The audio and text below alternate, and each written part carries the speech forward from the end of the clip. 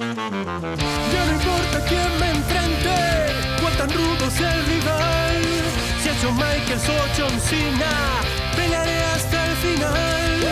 En el ring de lucha libre, en Jeff y Roman Reigns me esperan sin percatarse de que seré el último hombre en pie. Buenos días, buenas tardes, buenas noches. Bienvenidos, yo soy Alejandro Gómez y es 25 de junio del año 2025 y este es el episodio 1134 de Último Hombre en Pie, un podcast de lucha libre. WWE hace ya muchos años que no es una empresa de wrestling. Bueno, he dicho empresa, que sí lo es, pero no de wrestling, ¿no? Es una empresa que busca los mayores beneficios posibles con una venta de un producto. Y en este caso podría ser como vender fundas de móvil o como vender cualquier otra cosa. Algo tremendamente impersonal. Y siento así que WWE se ha convertido en algo muy poco cercano a los sentimientos.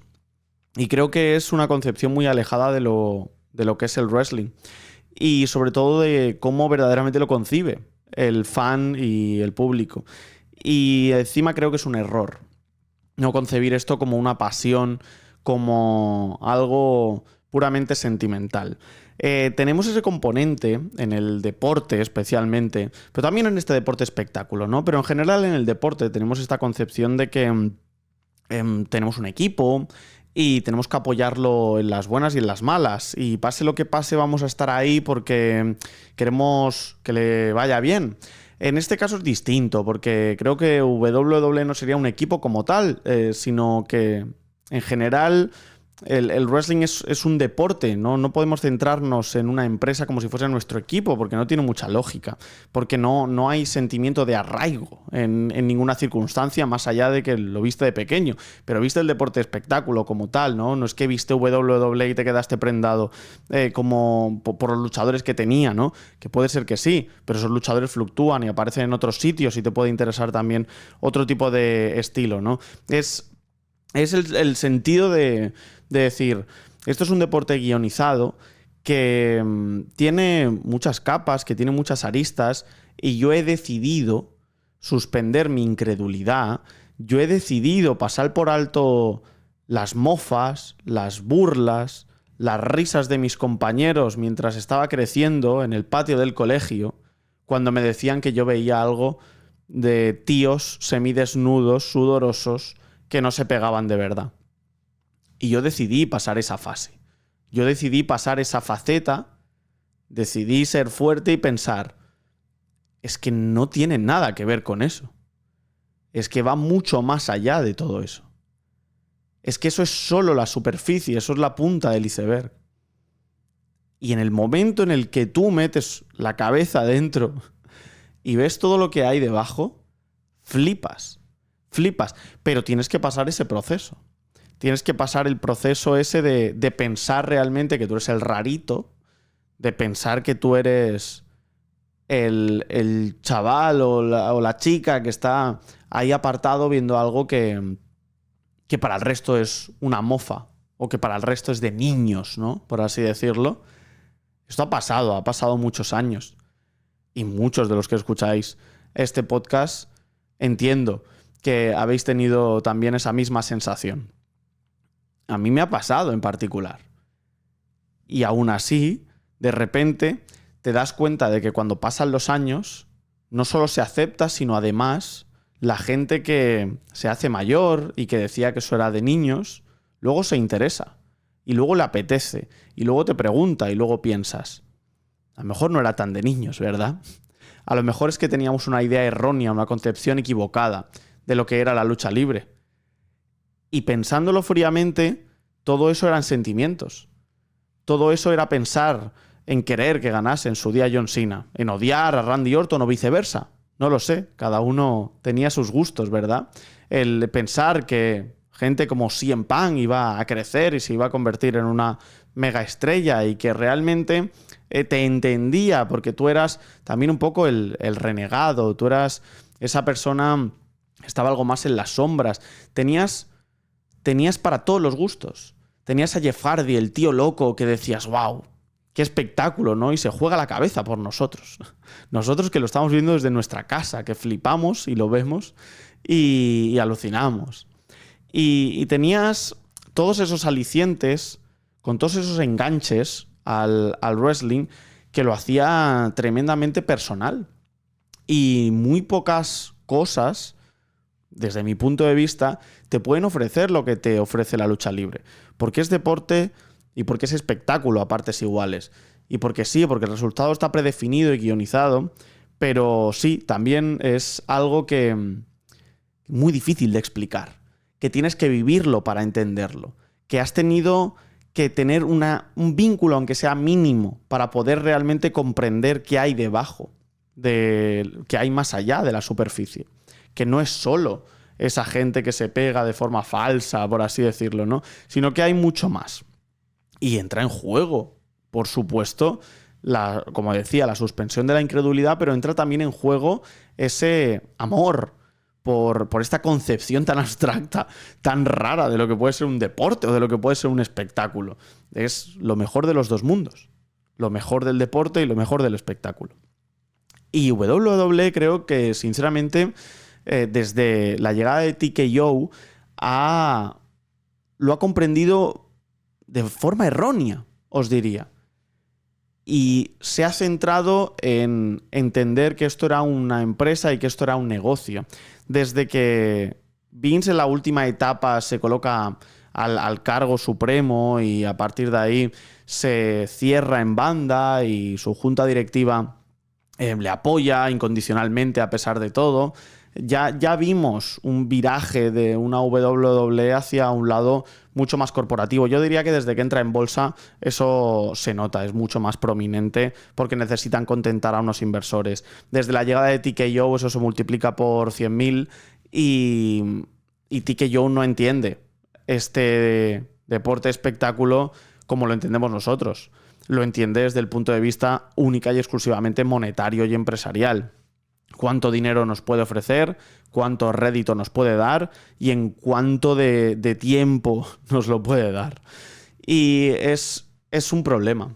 Es un problema porque se ha estado rumoreando que se pueden hacer 2 WrestleManias, que sería un error flagrante porque te cargas una de ellas, tendrás tu WrestleMania en abril y luego dicen que hay posibilidad de tener otro WrestleMania.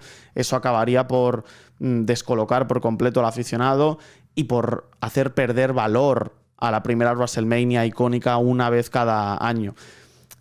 Se perdería el valor de todas esas cosas. Empezaríamos a tener la sensación de que esto simplemente se hace por nombre y no se hace por calendario o porque toque. Simplemente se hace por ganar dinero. Ya lo vemos con las WrestleManias de 2 noches. Ahora SummerSlam de 2 noches.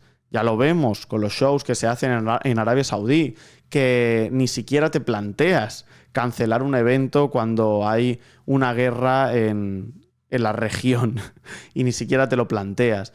Te dan igual los nombres porque tú lo único que ves son casillas de Excel, fichas en verde o en rojo que te hacen ganar más o menos dinero. Nadie pensó que sería una idea descabellada no renovar el contrato de R-Truth cuando todo el mundo le quería y cuando justo le acababas de dar un combate contra John Cena en Saturday Night's Main Event. Nada de esto, del wrestling, se concibe si tú no ves a esos luchadores como personas y si no los ves realmente como vínculos con el público.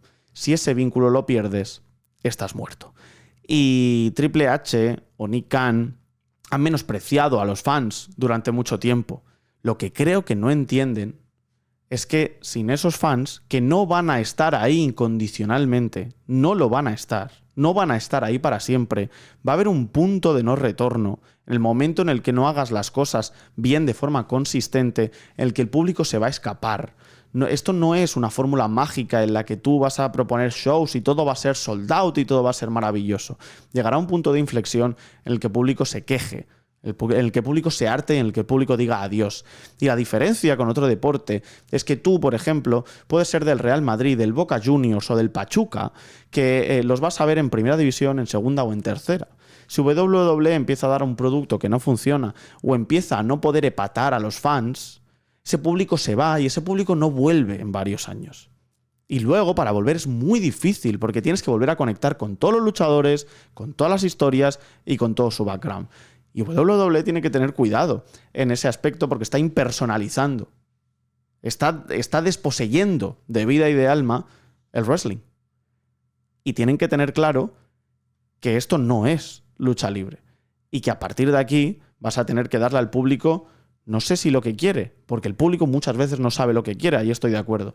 Pero tienes que darle al público enlaces para que, por lo menos, tengan una pasión renovada a lo largo de los años. Y con las decisiones que toman a nivel empresarial, a mí me cuesta mucho verlo, sinceramente.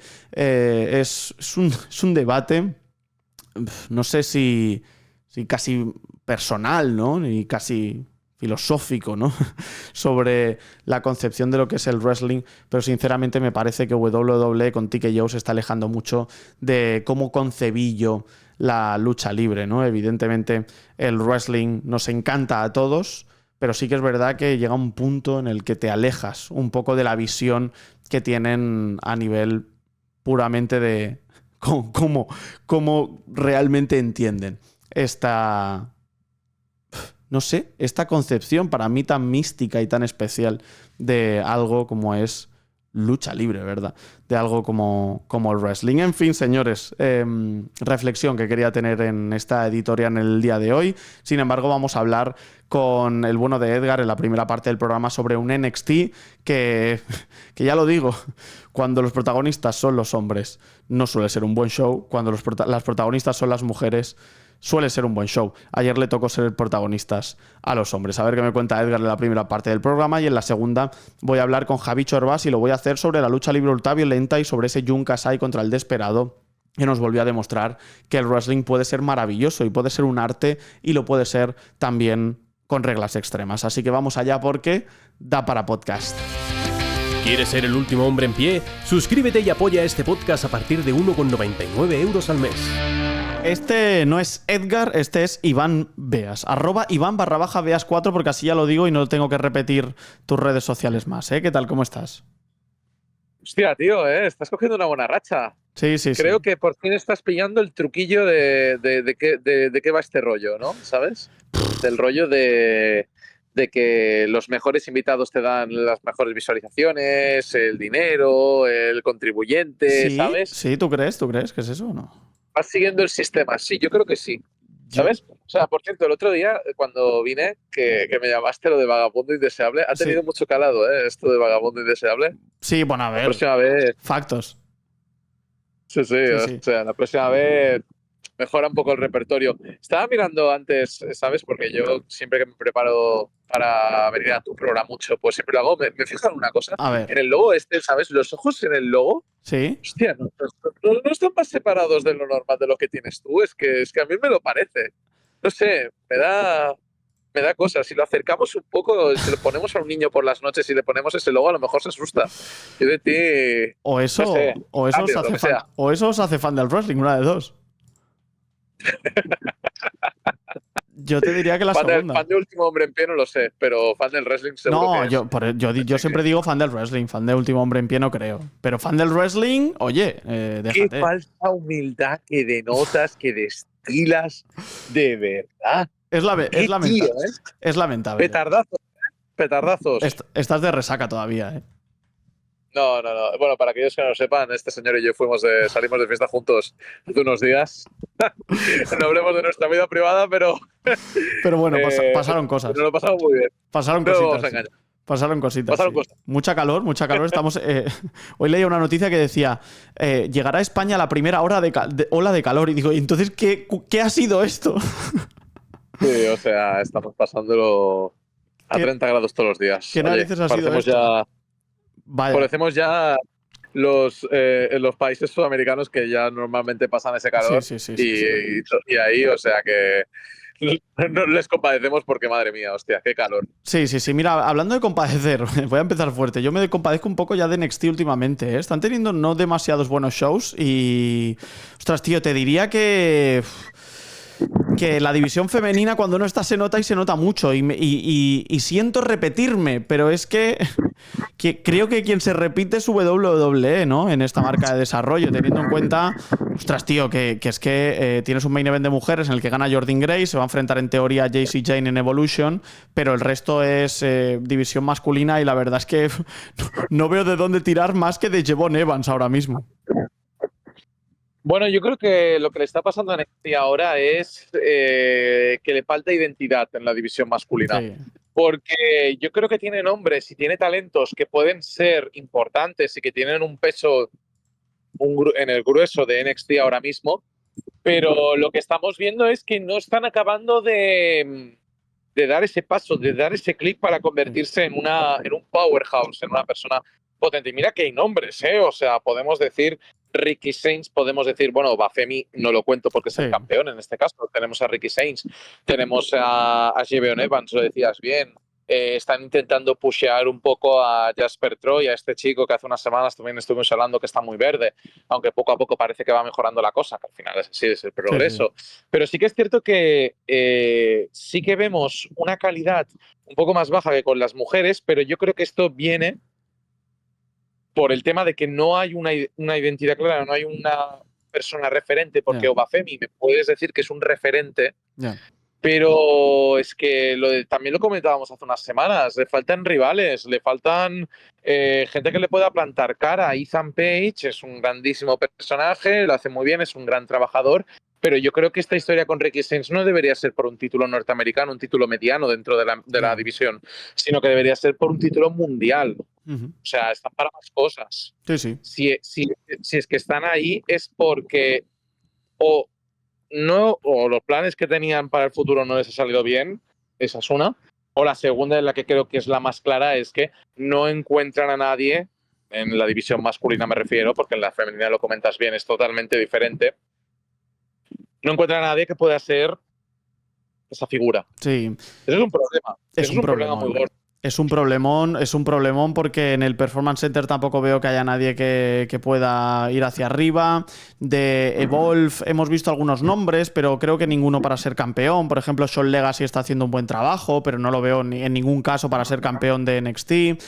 Tenemos a este Vanity Project, ¿no? Digamos, con esos luchadores muy jóvenes, pero son al final División Tag. Yo lo veo también muy complicado en ese aspecto. Entonces, de Evolve no veo prácticamente nadie. Jasper Troy es el ganador de LFG, lo están intentando pushear y no tienen muchas otras opciones. Intentaron pushear en su día a Miles Bourne y me parece que sin éxito, porque tiene buena actuación, tiene buen combate, parece que puede tener recorrido y de repente lo cortan de golpe. Entonces, la sensación que tengo es que no hay un rumbo preestablecido. Como te decía, si nos ponemos en la mente creativa de Shawn Michaels intentando ver a ver cuáles son las opciones, yo me quedaría con Jevon Evans ahora mismo y Ricky Sainz. Me parece que la opción tiene que ser Ricky Sainz, que no puede estar metido dentro de este vortex del norteamericano, porque es que lo necesitan como el comer como campeón. Más que nada por si alguien quiere ser realmente un rival apetecible y real de Obafemi, porque ahora no existe. Y pienso en otros nombres y digo... por ejemplo, vimos anoche a Tavion Heights. A mí Tavion Heights me gusta mucho, pero si sigue metido dentro del No Quarter Catch Crew, que de hecho gana y se queda dentro del equipo, pienso, ostras, creo que le están también un poco cortando las alas. Me parece que a nivel individual podría ser un tío potentísimo y no están trabajando todo lo bien que deberían con él. Tony D'Angelo se pelea hasta con su prima, ¿no? Ahora con Luca Crucifino, se queda completamente solo. No parece que tenga ahora mismo material de campeón mundial o de campeón de NXT en este caso. Y es lo que me pasa, que te paras a pensar y dices, no hay opciones. WWE le está intentando dar tiempo a la división masculina, pero es que no encaja nada, ni siquiera lo de Yoshiki Inamura, a mi parecer, porque al final no deja de ser un luchador de Pro Wrestling Noah que se va a enfrentar a Obafemi. Oye, un respeto a Inamura, ¿eh? No, sí, respeto, sí. Porque la verdad es que de lo que se está viendo de este chico lo está haciendo bastante bien. Y, bueno, 32 años tiene ya. Sí, claro. Una carrera ya bastante labrada por Pro Wrestling Noah, y al final yo creo que es uno que, bueno, está haciendo la excursión esta que decían, ¿sabes? Yeah. El primer luchador en la historia de Noah que está luchando bajo contrato de Noah para, en este caso, NXT. A ver, lo comentas bien. Yo creo que al final el problema es cómo creas a ese personaje. Yo creo que no hay ningún personaje que te pueda dar ese push necesario. Qué curioso que precisamente menos Lleve Evans, obviamente, el otro que menciones es un luchador que ya está contrastado y que está en NXT, pues no sé si labrándose el camino o adaptándose al estilo WWE como es Ricky Sainz.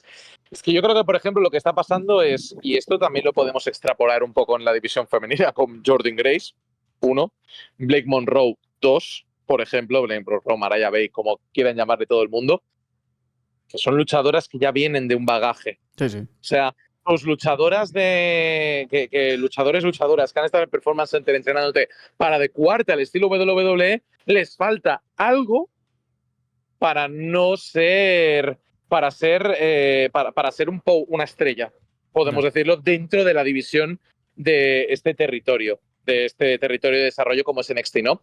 Entonces, lo que pasa es eso. Yo creo que WWE lo que tiene que hacer aquí es buscar un poco más el punto del personaje en cuestión de esos luchadores que quieren llegar en ascenso. No cuento Ricky Sainz, no cuento Ethan Page, porque esos ya tienen un bagaje, en este caso de Lady Wrestling y de otras empresas.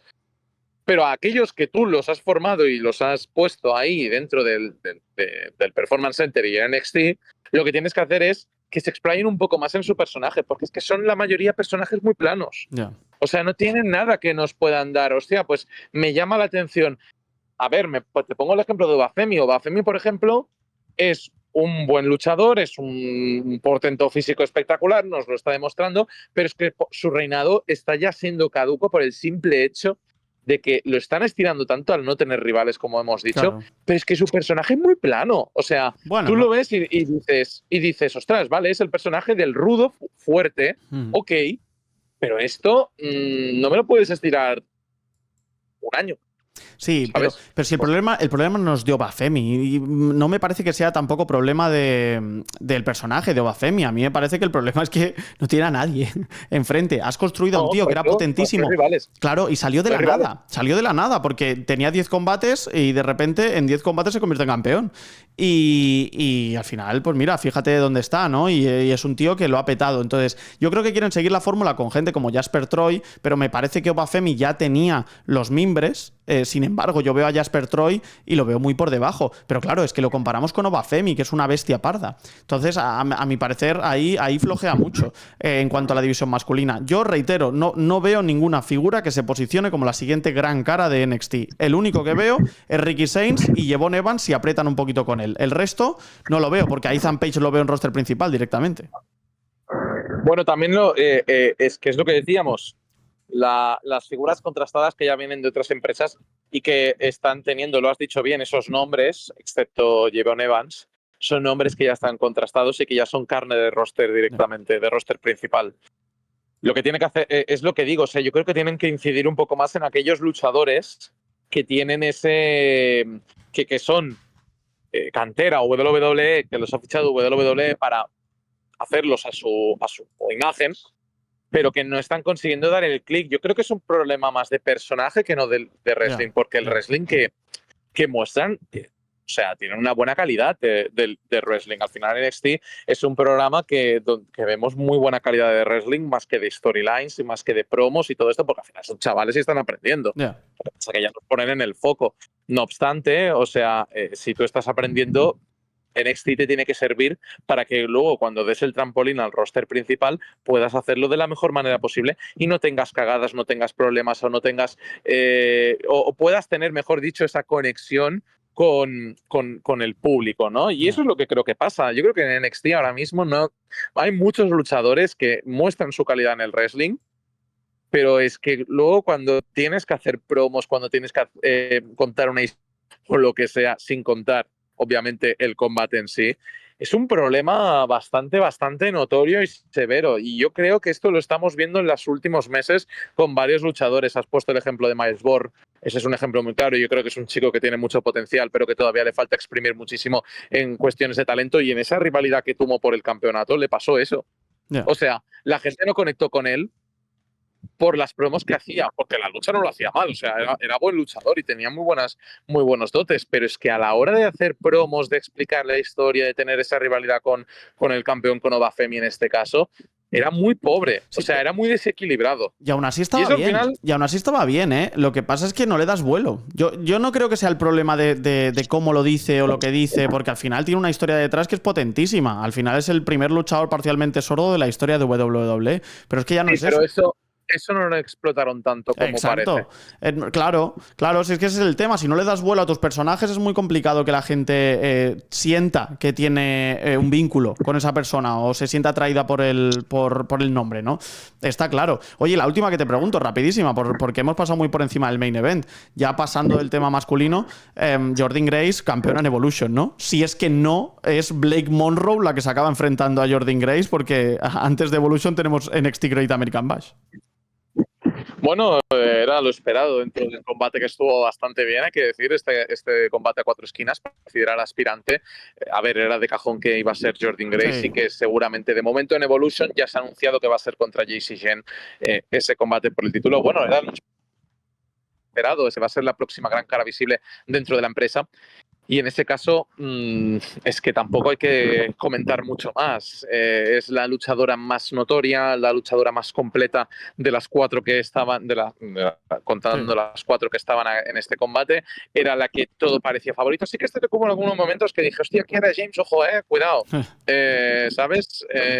Ojo, cuidado. Pero no, o sea, era esperado que iban a hacerlo así. Le pusieron las 4 esquinas por hacerlo un poquito más complicado. Pero bueno, o sea, más esperado que nunca. Yo, sinceramente, sí, y sigo diciendo lo mismo, a lo mejor me equivoco, soy humano. Yo es que Blake Monroe no la veo campeona todavía. Es que lo sigo diciendo en serio. O sea, yo creo que todavía tienen que hacerla a la imagen de WWE. Y estuvo muy bien hacer la semana pasada cuando tuvieron esta firma de contrato y apareció Jacy Jayne y se comió la mesa. Me parece perfecto para cimentarlos una buena lucha. Es que es más, me da la sensación, viendo lo que pasó la semana pasada, esta semana no hemos tenido mucho en este sentido, me da la sensación de que posiblemente Jacy Jayne pierda el cinturón contra Jordynne perfectamente y tengamos una rivalidad Jacy Jayne, Blake Monroe, primera rivalidad de Blake Monroe dentro de NXT, porque es que no le vas a dar de golpe el cinturón, que sí que tiene mucho talento. Lo hemos dicho, es que lo dijimos hace 2 semanas cuando también estuvimos hablando del tema, es que está muy bien, que esta chica puede ser campeona la de ya, pero es que WWE no quiere apresurarse. No quiere. No quiere, o sea, yo veo que no va a cambiar nada. Jordynne Grace va a luchar contra Jacy Jayne en Evolution. Vamos a ver el resultado. Yo creo que va a ganar Jordynne Grace. Me sorprendería bastante que ganara Jacy Jayne. No obstante, tengo que lanzar una lanza en favor de la campeona ahora mismo, porque pese a todas las críticas que ha recibido, porque ha recibido la de críticas y todo esto, no lo está haciendo mal. Personalmente, a mí me está gustando. Yo creo que está haciendo su papel. Es una campeona de transición y yo creo que ella lo sabe. Y eso lo está demostrando de cada vez que está en el ring hablando y también luchando, y está haciendo su papel de heel. Y está muy bien, o sea, yo creo que esta chica, cambiando un par de cositas, no lo está haciendo mal. No, yo creo que no es carne de campeona, pero sí por lo menos para tener este espacio de transición. Así que nada, Iván, a ver si nos escuchamos pronto, tío. Un abrazo. Venga, muchas gracias como siempre. Un abrazo y a ti... a lo que tú quieras, hombre. Actualidad, análisis y mucha farándula. Último hombre en pie. Don Javicho, hoy es un día de los divertidos. Hoy nos vamos a cubrir la cara con sustancias, ¿eh? Porque hoy toca hablar de sangre, de sudor y de lágrimas. ¿Qué pasa, tío? ¿Cómo estás? Pues bastante bien. Así, yendo un poco por el hilo de esa ultraviolencia, el sábado estuve en Madrid, estuve viendo en la sala Revi, gran evento, que es Total Rumble. Por favor, ahí. Qué guay. Como fan de lucha libre, ir a ver shows locales, especialmente Total Rumble, que es el show más grande que tiene el WWE en su calendario, la verdad que mola mucho. Y hostias, Zozi, por fin pude ver a Zozaya en directo, por fin pude ver a Murder Business en directo, a Joao Santos, a Golden Boy Santos, a Damiao y a Rafa, estilo Furchi, que me encanta, la verdad que son unos pedazos. Mira, la camisetica, obviamente había que comprarla. Claro que sí. ¡Boh! ¡Qué grandes! Son unos máquinas todos. También conocí a Marc Andrés, a Don Andrés, Bueno. al Mesías de la noche de los lunes, Sí. que, que ya lo dijo el lunes, ¿no? Pero sí, me hizo ilusión. Lo que pasa es que es un poco raro ir un poco. Pues yo fui con Pelea, Kevin Pelea, Sí. grande de Twitter, Sí. y con Rubén, que no sé si, bueno, alguno lo conocerá por la revista que hizo a finales de año Sí, sobre el wrestling. sí. Yo creo que estuvimos los dos, además, participamos en esa revista. Sí. Genial, o sea, está por ahí por su cuenta, así que si le quieres echar un ojo, se pegó un currazo espectacular. Y claro, ir a la gente, rollo a Noa Santillana, por ejemplo, que no le dijimos nada, que está feo, pero en plan, hola, somos Pelea y el de Chopkick. Es como, hostias, da un poco de corte de primeras, entonces Ya. costaba un poquito. Pero bueno, ahí vimos a un montón de peña. Ya a Adri Negrín, que es Dios. Vamos, Sí. tengo ahí un amigo, Lo sé. ya vamos. Lo Que sé, estará lo sé. escuchando esto porque como los edita, pues Sí, básicamente. es lo que tiene. Es nuestro editor de confianza. Todos los reels que veis y todos los vídeos cortos que subo son obra maestra de Adri. Y Geni la verdad. segura y gran persona siempre. Sí, la verdad es que sí. Oye, para tus peripecias que te sigan también, ¿no? En el podcast, en Chopkick Project, para hablar de todo lo que sea de Japón y a lo mejor de esto nunca se sabe, Javicho? Así que mira, Puede ser. yo lo lanzo ahí, te lanzo una petición y a partir de ahí ya vamos viendo. Por lo que estamos aquí es por la ultraviolencia absoluta. Siempre hay pinceladitas en este podcast de ultraviolencia, son menos de las que me gustaría, sinceramente. Yo siempre lo digo que cuando entré en este mundo, y le doy las gracias eternas a Alex Jiménez por ello, yo cuando entré en este mundo era tremendamente aprensivo. A mí yo no podía ver ni siquiera cómo se pegaban con un fluorescente, no podía. Y a medida que vas... ¿Cómo decirte? A medida que vas entrando, a medida que vas intentando entender el porqué de las cosas, te paras a pensar y lo comentaba justo en la entradilla, sin tener nada que ver con la otra violencia, pero sí con una WWE que se ha vuelto cada vez más impersonal. Y hay gente que solo ve, digamos, la punta del iceberg y no se da cuenta de que debajo hay un montón de cosas más. Y con la otra violencia pasa un poco al revés, ¿no? Que es más de lo mismo, pero en el plano positivo. Y dices, ostras, no te quedes en la sangre, no te quedes en el gore, no te quedes en que esto lo hacen simple y llanamente por lucir una herida y demás, sino quédate por lo que están contando. Y me parece que lo que hicieron ayer Jun Kasai y el Desperado es una buena muestra de ello, que ya lo habíamos visto previamente, pero ahora se cumple otra vez. Se cuentan muchas historias a través de la violencia y a través de la violencia extrema. Y entiendo que hay alguna gente que puede no gustarle, pero también entiendo que si tienes un mínimo de tiempo y sobre todo un mínimo de interés, aunque sea de interés, te recomiendo encarecidamente que vayas y lo veas, porque te va a abrir los ojos en muchas cosas este combate. Pues sí, la verdad es que sí. Es un combate que, bueno, hemos visto este mismo año, lo que pasa es que era un three-way junto a Masashi Takeda, otro grandísimo exponente del deathmatch japonés de este siglo, incluso diría. Y es una pasada. Para mí es el combate del año, ese three-way, es lo mejor que ha habido este año. Es que no hay más misterio. Y este está cerquita, es otro 5 estrellas. Que, bueno, poca cosa, ¿no? La verdad. Primer combate, si no me equivoco, autorizado por un título IWGP que se disputa bajo reglas Deathmatch, que también es palabras mayores. Si no me equivoco, que alguien si no, que me corrija. Yo estoy dispuesto a aprender, como siempre. Y es que es una fantasía de combate, o sea, es una barbaridad. Los últimos minutos, sobre todo, es que no tienen ningún sentido físico, o sea... Hay varios spots durante el combate, por ejemplo, el Canadian Destroyer que hacen sobre un panel de cristal desde la tercera cuerda, que dices, pues ya estaría, ¿no? O el de la escalera que coja aquí Desperado, le clava los palillos estos de madera a Jun Kasai y luego le tira contra una mesa que está fuera del ring, o sea, el brinco es espectacular. Bueno, unas cosas, y es que yo entiendo que la gente no sea capaz de asimilar un poco lo que viene a ser el deathmatch, porque es muy difícil realmente de entrar. Yo también era impresivo como tú. Empecé a ver deathmatch en 2020, gracias a Cristian, cofundador de Chopkick Project. Sí. ¿En qué estrella estará? Luego hablaré con él seguro. Y Cristian bueno, me recomendó, no, tienes que verte tal, no sé qué, cuál.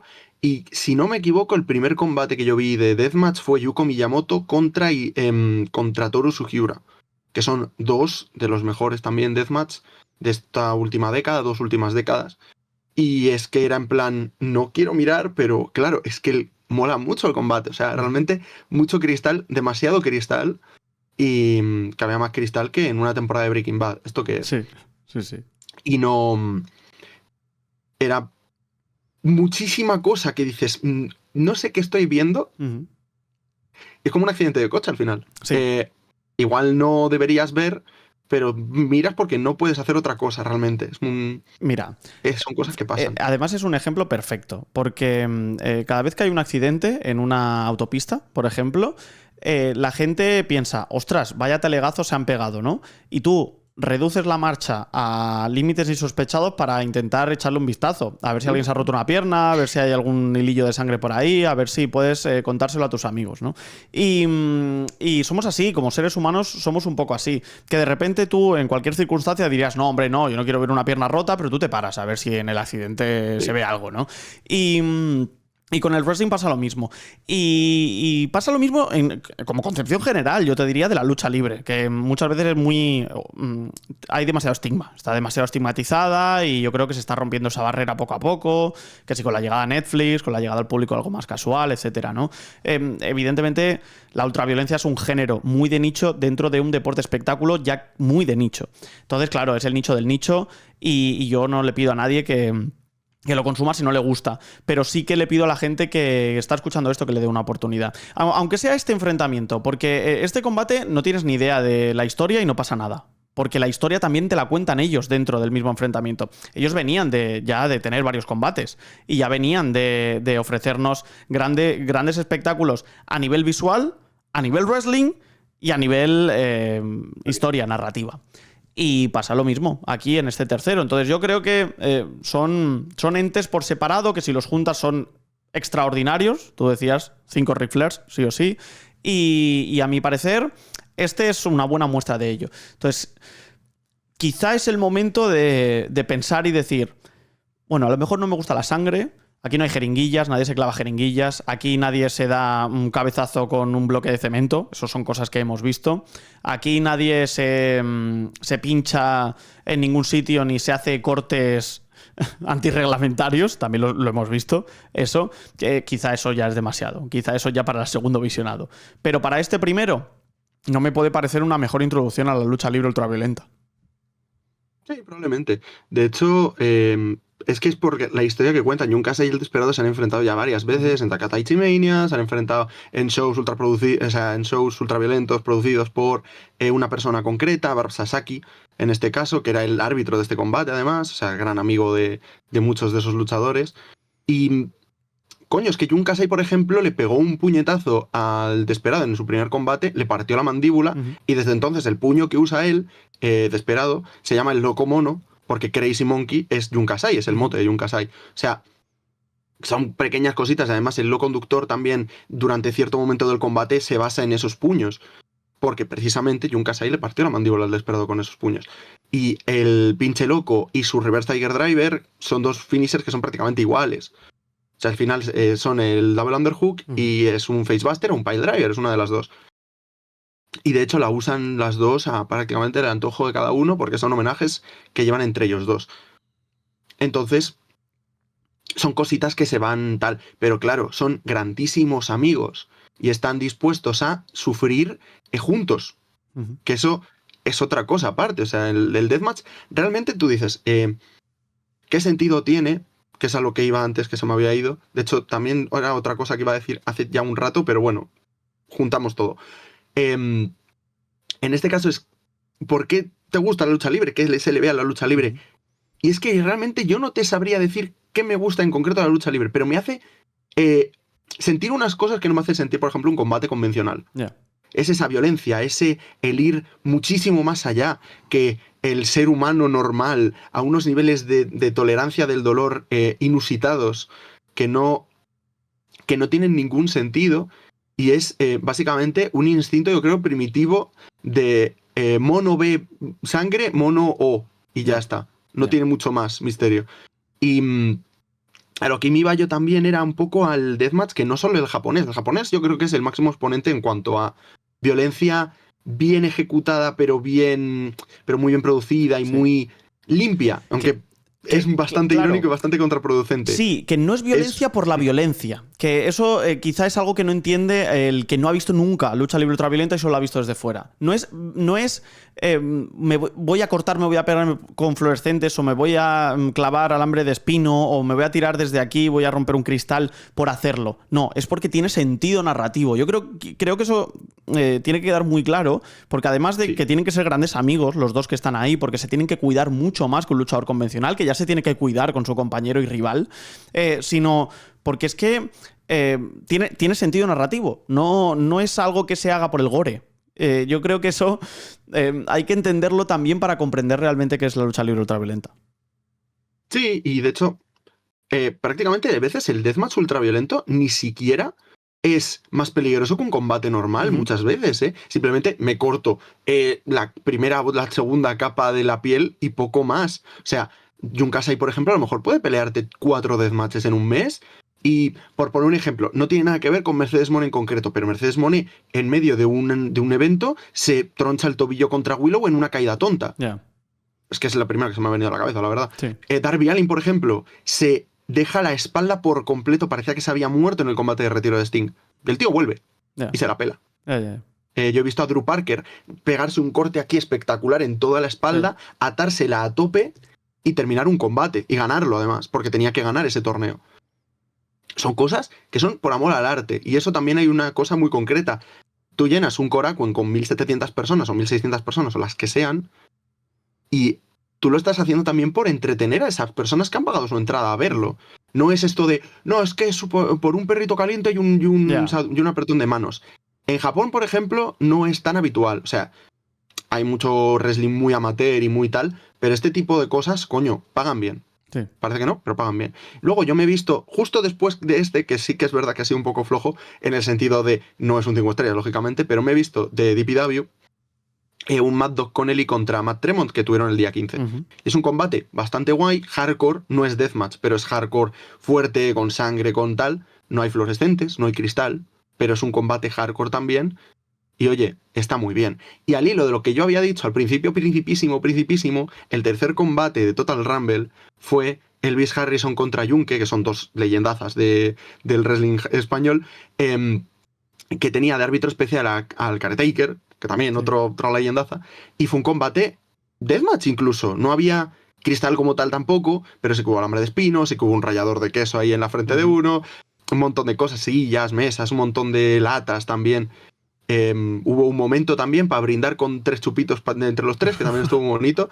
Y fue un combate genial, combate de retiro, que después a posteriori se supo de Elvis Harrison, que la verdad que el tío es una gran leyenda de aquí del wrestling español.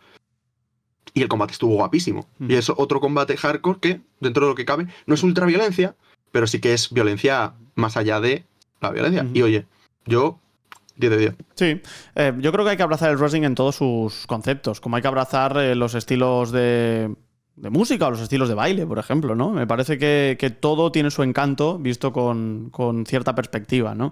Y para cerrar lo de Jun Kasai y el Desperado, estuvo Hideo Kojima en directo, viendo el combate, ¿eh? Que, bueno, un saludo a Death Stranding, ¿eh? Que me llevó por el camino de la amargura. Kojima le mola mucho el Puroresu. Sí. Es algo que, además, lo sabemos porque creo que, si no me equivoco, ha ido a uno de los últimos 2 o 3 Wrestle Kingdoms también.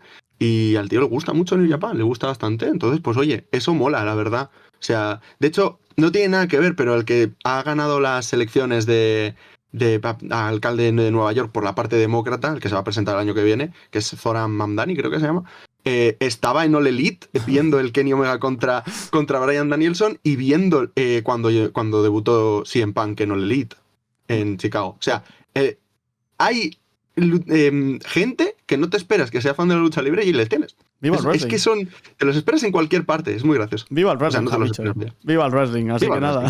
Viva el wrestling. Con esto cerramos, ya mejor imposible, así que nada, tío, un abrazo.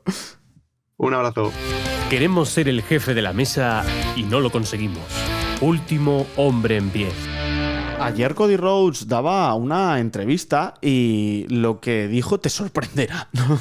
Porque estuvo hablando con Kay Adams en esta convención de Fanatics donde apareció John Cena, parecía que estaba medio borracho y demás, y apareció, le fue a dar a la máquina esa de a ver cuánta fuerza tienes, ¿no? Metiéndole un puñetazo, y dijo, no, porque yo no lo he pegado nunca a nadie en 25 años de forma real, ¿no? Entonces, bueno, y apareció Cody Rhodes y le preguntaron si estaba cansado de ser un buen tipo. Y él dice que nunca va a estar cansado de ser un buen tipo. Lo que sí le sorprende en este caso es cómo el público de momento todavía le anima, le apoya, y que va a seguir así hasta el resto de sus días si es que el público le quiere. Lo que pasa es que él también entiende cómo el público cada día es algo más volátil, y entonces él lo que dice es que él cree que de aquí a un año o de aquí a 3 años, en ese intervalo de tiempo, posiblemente tenga que volverse heel. Que me parece interesante que eso ya se proponga así, porque de momento parece que Cody Rhodes tiene fuelle, ¿no? A mí me sorprende que lo tenga, sinceramente, no lo esperaba, pero creo que eso es una buena señal, porque el público parece que ha aceptado muy bien a este nuevo personaje babyface que viene a reemplazar a los grandes nombres, ¿no? O sea, Así que mira, es interesante, cuanto menos, como también es interesante lo que tenéis que aportar en los comentarios. Siempre muy interesante lo que me dejáis en todas las plataformas. Ahora los leemos, pero antes os recuerdo que os podéis suscribir al podcast a partir de 1,99 €, ya sea en iVoox, en Spotify, en YouTube, en Apple, en cualquiera de esas plataformas. Te suscribes, tienes los enlaces en la caja de la descripción y puedes apoyar este proyecto que es Último Hombre en Pie, y además escuchar este sábado un episodio para mecenas que creo que os puede interesar mucho, porque voy a estar hablando sobre el peor año del wrestling. Ya sabéis que tenemos esa sección para mecenas en el que hablamos de años que fueron nefastos para la lucha libre, y os voy a sorprender con un nombre. Bueno, o con un año, mejor dicho, 1999. ¿Por qué puede estar considerado uno de los peores años del wrestling? Bueno, lo vais a descubrir este sábado si os suscribís para mecenas. Controvertido, cuanto menos controvertido, pero creo que hay puntos interesantes a destacar. Así que nada, suscríbete para escuchar ese episodio, todos los que hemos publicado previamente, todos los que vamos a publicar el próximo mes, con lo cual un montón de contenido disponible ahí para ti. A ver qué me contáis. David dice, Roxanne y Cody nos dieron una cátedra de lo que es ser buen compañero de baile. Jade correcta en su lucha, cumplió, pero Roxanne se lleva todas las flores por hacer un gran combate. Cody hizo lucir muy bien a Jade, totalmente de acuerdo. Alexis dice, Gunther, luchador excelente, tiene personaje de NPC. Ostras, no estoy de acuerdo, Al final es el general del ring, ¿qué más quieres? Vengo a ganarte todos los combates. A mí me parece bastante interesante. Agus de la Muerte, si estuvieses obligado a hacerlo, ¿qué tema de luchador usarías en tu boda? Buah, el de Alex Riley, seguramente. ¿Qué tema usarías para celebrar un gran logro personal? El de John Cena, seguro. ¿Qué tema pedirías que usaran en tu funeral? Hombre, el de Undertaker, ya que estamos, ¿no? ¿Y de qué luchador te disfrazarías en Halloween? Pues yo diría que del Boogeyman, ¿no? Beast dice, yo entiendo que Poderoso Caballero es don dinero, pero macho, la seguridad de tu roster, trabajadores y staff debería ser tu prioridad número 1. Ya, o sea, si todo el mundo se sabe la teoría. Lo que pasa es que estamos trabajando y estamos hablando de una WWE que evidentemente tiene otras prioridades. Luciano, un tema a tratar puede ser cómo el tener eventos cada 2 semanas está afectando la construcción de historias. Cuesta mucho así, completamente de acuerdo. Es un debate que podemos tener sin duda. Y Alejandro Ramos dice, a mí en lo personal me gustaría ver a Cody heel. Sobre el final de su reinado, quedaba casi siempre como hipócrita. Puede quedar bien como ese personaje que puede contentar al público, pero cada vez se comporta de forma más ruin con tal de cazar sus objetivos. De paso, a ver qué pasa en Riyadh. En teoría, Arabia tiene el arsenal suficiente para sortear cualquier problema, pero basándome en lo de Yemen, dice saludos. En fin, cuidado. Y nada, y luego Lynn Aguilera que dice que le gustan mucho los aportes de Roxenato. Ojalá seguir viéndole así. Y Spike Douglas dice, no sé si es de mal gusto, pero ¿crees que puedas hacer un ¿y si Bray Wyatt y Brody Lee no hubiesen fallecido? Yo creo, no sé si todavía estoy preparado para hacer ese episodio para mecenas, la verdad. Creo que en el futuro sí que se podría hacer, pero me parece que es un poco pronto, la verdad. Por lo menos para mí, no sé para vosotros, sinceramente. Y AFJ dice, Jey Uso contra Cody, combatazo, ¿dónde? Pues a mí sí me lo pareció, sinceramente. No sé si si se ve el wrestling a lo mejor con algo de prejuicios a veces, ¿no? Creo que fue un bastante buen combate, efectivamente. Creo que fue un muy buen combate. Lo que pasa es que ya con Jey Uso, evidentemente, yo desde que gana Royal Rumble y demás, siento que no está preparado para lo que le viene. Cuando es campeón, mucho menos, pero es indiscutible que ese es un buen combate. Yo creo que todo el mundo, si no fuese Jey Uso y se llamase Pepe Pérez, me parece que todo el mundo diría que es un buen combate, sinceramente. Lo que pasa es que hay algo de filia y fobia con Jey Uso que lo entiendo, pero creo que hay que separarlas para intentar analizar un poco los combates y lo que sucede. En fin, señores, yo por mi parte me despido, dejadme vuestros comentarios por aquí, siempre interesantes y que añaden mucho al debate y me encanta. Yo por mi parte, como digo, me podéis seguir en X, Instagram y TikTok en @sralesgomez, en YouTube si buscáis Último Hombre en Pie, suscribíos que me hacéis un favor enorme, meterle 5 estrellas también al podcast, darle ratings máximos donde podáis a nivel de podcasting, dejadme un comentario, un me gusta, suscríbete, en fin, todo eso que se suele hacer y que suelen decir los streamers y toda esta gente. Así que nada, señores, me voy sin Rolex, sin jet, sin limusina, como si tiene Ric Flair. Así que pasen un muy buen día. Ahora que habéis llegado aquí, sois el último hombre en pie y